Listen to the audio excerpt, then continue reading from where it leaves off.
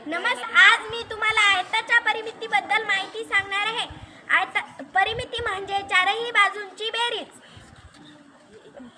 या आयताला दोन लांबी आहेत, AD पहिली लांबी, दुसरी लांबी BC। या आयताला दोन रुंदी आहेत, पहिली रुंदी AB, दुसरी रुंदी DC।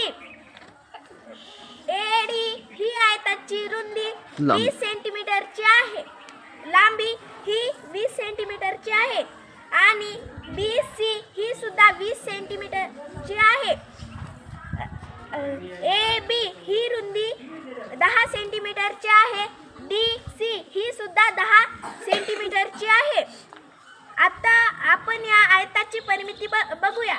20 आणि 10 30, 30 आणि 20 50, 50 आणि 10 60, म्हणजेच या आयताची परिमिती 60 सेंटीमीटर आहे।